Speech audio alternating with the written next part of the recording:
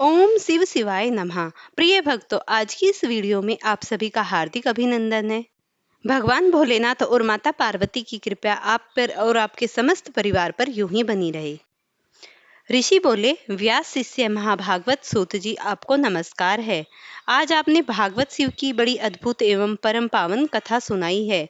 दयानिधे ब्रह्मा और नारद जी के संवाद के अनुसार आप हमें शिव पूजन की वह विधि बताइए जिससे यह भगवान शिव संतुष्ट होते हैं। ब्राह्मण, क्षत्रिय, वैश्य और शूद्र सभी शिव की पूजा करते हैं। वह पूजन कैसे करना चाहिए?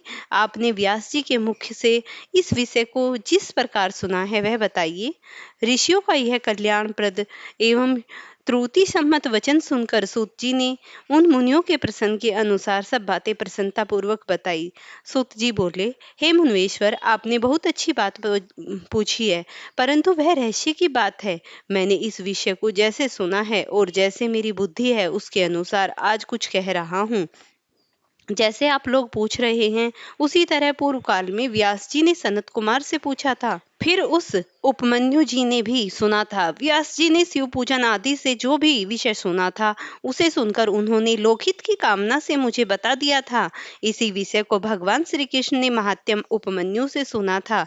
पूर्व काल में ब्रह्मा जी ने नारद जी से इस विषय में जो कुछ कहा वही मैं तुम्हें सुनाऊंगा। ब्रह्मा जी ने कहा, नारद, मैं संक्षेप से लिंग पूजन की विधि बता रहा हूँ जिसे पहले कहा गया है। वैसे जो भगवान शंकर का सुखमय, निर्मल एवं सनातन स्वरूप है, उनका उत्तम भक्ति भाव से पूजन करे, इसे समस्त मनोवांछित फल प्राप्त होती हैं। दरिद्रता तथा शत्रु जनित पीड़ा, यह 4 प्रकार के कष्ट होते हैं जब तक मनुष्य भगवान शिव का पूजन नहीं करता। भगवान शिव की पूजा होते ही सारे दुख विलीन हो जाते हैं और समस्त सुखों की प्राप्ति होती है। तत्पश्चात समय आने पर उपासक की मुक्ति भी हो जाती है। जो मानव शरीर का आश्रय लेकर मुख्यतः संतान की कामना करता है, उसे चाहिए कि वह संपूर्ण कार्य और मनोरथ के साधक महादेव जी का पूजन करे। ब्राह्मण, क्षत्रिय, वैश्य और शूद्र भी संपूर्ण कामनाओं तथा प्रयोजनों की सिद्धि के लिए कर्म से विधि के अनुसार भगवान शंकर का पूजन करे। प्रातःकाल ब्रह्म मुहूर्त में उठकर गुरु तथा शिव का स्मरण करके तीर्थों का चिंतन एवं भगवान विष्णु का ध्यान करे। फिर मेरा देवता का और मुनि आदि का स्मरण, चिंतन, स्तोत्र पाठ पूर्वक शंकर जी को विधि पूर्वक नाम ले। उसके बाद सैया से उठकर निवास स्थान से दक्षिण दिशा में जाकर मल त्याग करे। एकांत में मल विसर्जन करना चाहिए। उसे शुद्ध होने के लिए जो विधि मैंने सुनी है उसी को आज कहूंगा। मन को एकाग्र करके सुनो। ब्राह्मण गुर्दा की शुद्धि के लिए जो 5 बार शुद्ध मिट्टी का लेप करे और 4 क्षत्रिय, वैश्य 3 और 2 शूद्र बार विधि पूर्वक गुदा की शुद्धि के लिए उसमें मिट्टी लगाए। दोनों हाथों में भी मिट्टी लगाकर धोए। स्त्री को शुद्ध की भांति अच्छी तरह से मिट्टी लगानी चाहिए। हाथ पैर धोकर पूर्वा शुद्ध मिट्टी ले और उसे लगाकर दांत साफ करे। फिर अपने वर्ण के अनुसार मुख्य दंतवंतु करे। ब्राह्मण को 12 अंगुल की दंतुन करनी चाहिए, क्षत्रिय 11 अंगुल की तथा 10 अंगुल की, शूद्र को 9 अंगुल की करे। यह तद्वन का माना गया है। मनुस्मृति के अनुसार काल दोष का विचार करके ही दतून करे या त्याग करे।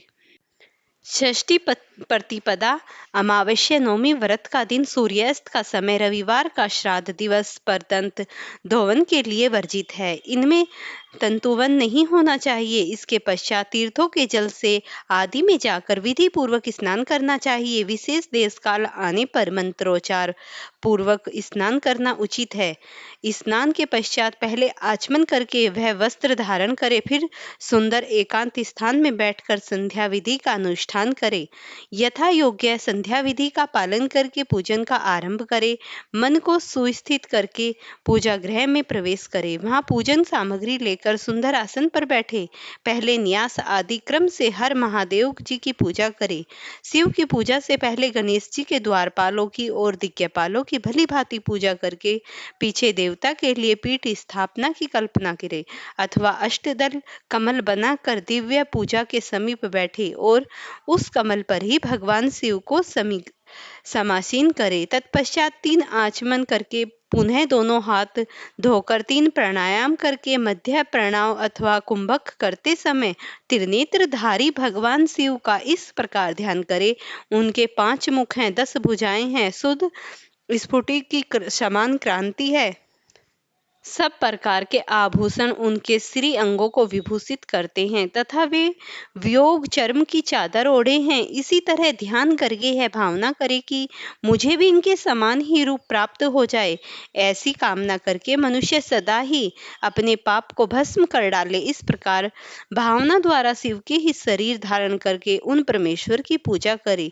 शरीर शुद्धि करके मूल मंत्र का क्रमशः न्यास करे अथवा सर्वदा प्रपण से ही षडंग न्यास करे। ओम आदित्याय रूप से संकल्प वाक्य का प्रयोग करके फिर पूजन करे।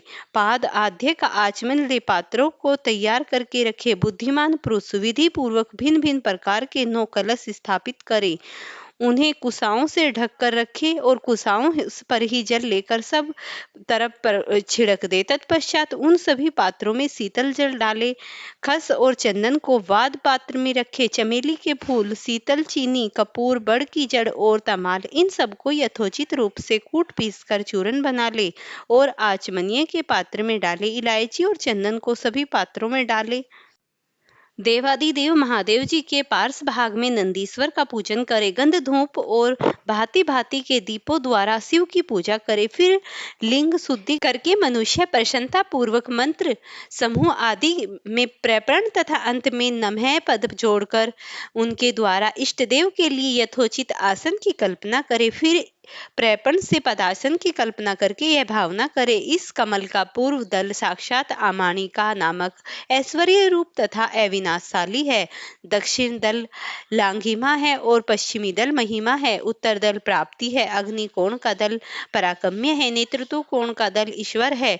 व्याक्ष का कोण ये दल वास्तविक है। ईशान कोण का दल सर्वज्ञ है और उस कमल की कर्णिका को सोम कहा जाता है। सोम के नीचे सूर्य है, सूर्य के नीचे अग्नि है और अग्नि के नीचे धर्म है, आदि के स्थान है। क्रमशः ये ऐसी कल्पना करके पश्चात चारों दिशाओं में अव्यक्त महत्व, अहंकार और उनके विकारों की कल्पना करे। सोम के अंत में सतरज और तम, इन तीनों गुणों की कल्पना करे। इसके बाद प्रागामी इत्यादि मंत्र से परमेश्वर शिव का आह्वान करे। ओम वामादेवाय नमः इत्यादि वामादेवाय मंत्र को उनके आसन पर विराजमान करे।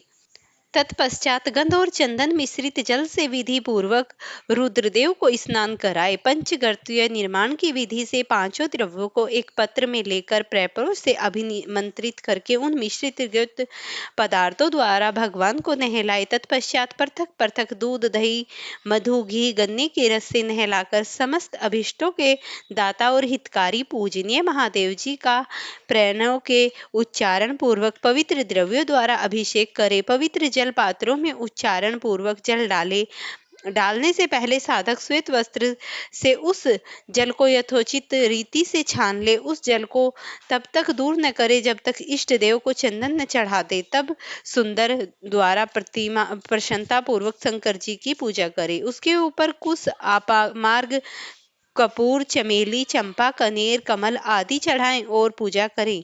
परमेश्वर शिव के ऊपर जल की धारा का व्यवस्था करें। जल के द्वारा मंत्रोच्चारण पूजन करना चाहिए। यह समस्त फलों को सिद्धि देने वाला है और मनुष्यों को प्राप्ति होती है इसी से। इस प्रकार आपने जो ये 11वीं कथा का महात्म्य सुना। फ्रेंड्स, अगर आपको ये वीडियो पसंद आई हो तो इसे लाइक शेयर करना, चैनल पर नए हैं तो चैनल को सब्सक्राइब करना।